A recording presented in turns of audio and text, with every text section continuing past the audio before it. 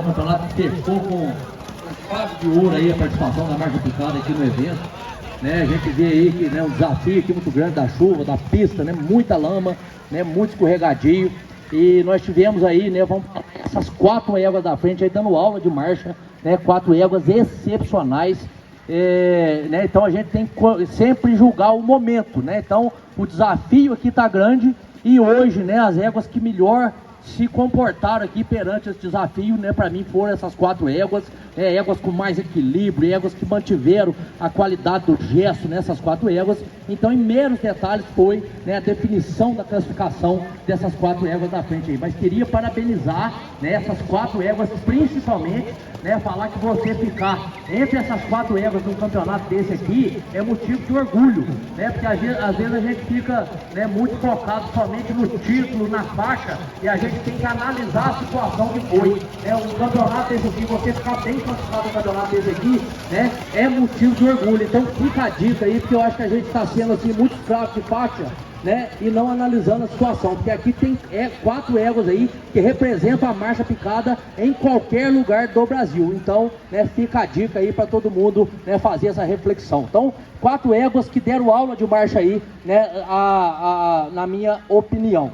E aí viemos com as éguas de 5ª, 6ª e 7ª colocação, disputando aí a casa, né, tendo que a égua de 5ª colocação é a égua de maior recurso aí entre as 3 que ficaram para o final, né?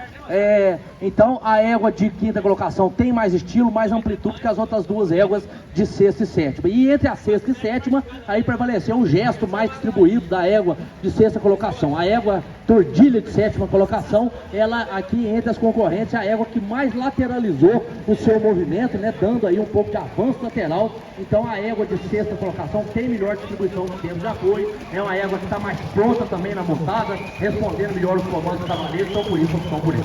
Pode parar a 7ª, muito obrigado. Entre as 2 éguas aqui de 5ª e 6ª, aí só repetindo, a amplitude do movimento da égua de 5ª colocação, é um animal que tem aí um estilo ainda superior, montada também foi superior na égua de 5ª colocação, então, né, principalmente pelo estilo e pela montada, a opção foi por ela. Pode parar a égua de 5ª, égua de 6ª, desculpa.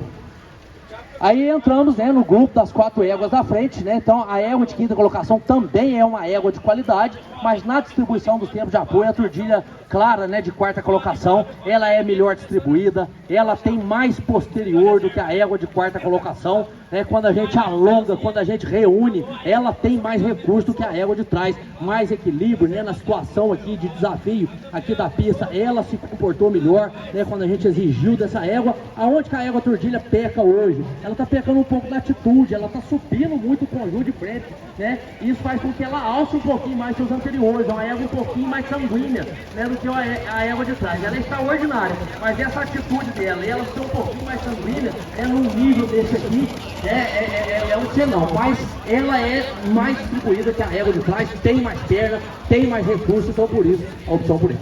Pode parar a 5ª, muito obrigado.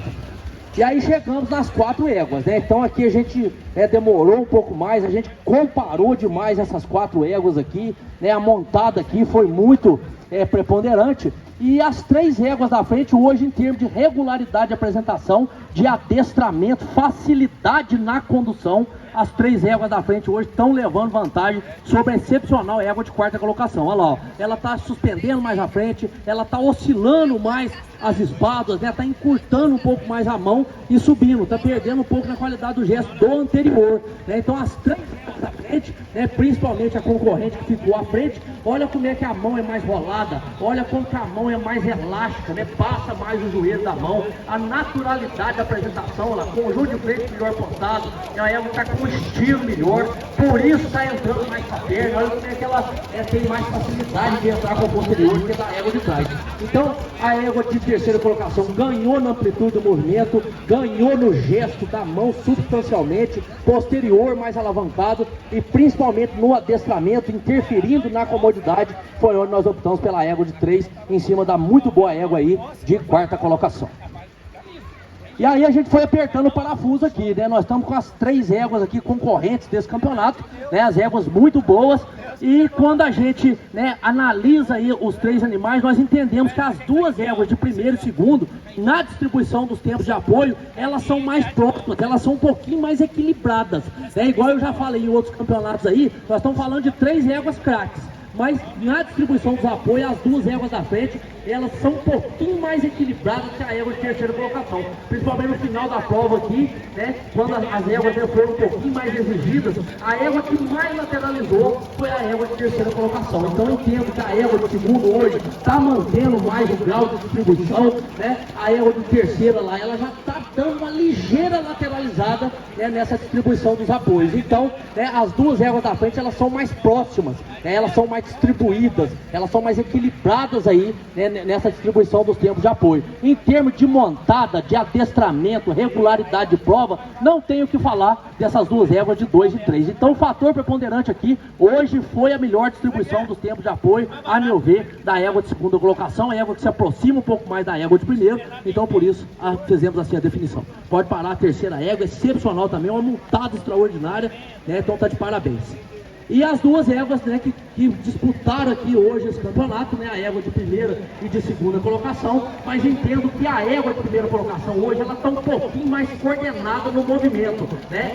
Ela tem anteriores e posteriores, mas na mesma cadência, né? A égua de segunda colocação, ela está um pouquinho mais no anterior que no posterior. Basta ver as 2 éguas por trás, ó, de lado. Olha como é que a égua de primeira colocação tem um pouquinho mais de potência no seu posterior. Ela mobiliza um pouco mais, a meu ver, né, a articulação do seu jarrete. Em termos de distribuição dos tempos de apoio, não vi a diferença de uma égua sobre a outra, todas as 2 muito boas, né? Na montada também, as 2 são extraordinárias, com um pouquinho mais de recurso para a égua de primeira colocação, né? Numa situação dessa aqui, quando você exige da égua, a égua de primeira colocação, ela dá um pouquinho mais de segurança nas curvas, ela alonga com um pouquinho mais de facilidade, né? Então foi a situação que nós enfrentamos aqui. A situação é a mesma para todas as éguas. Então hoje, a égua de primeira colocação está com um pouco mais de recurso, está um pouquinho mais coordenada no movimento anterior e posterior, equilibrando mais a flexão e extensão dos 2, né? A égua de trás está um pouquinho mais na mão, né, do que no posterior. Então,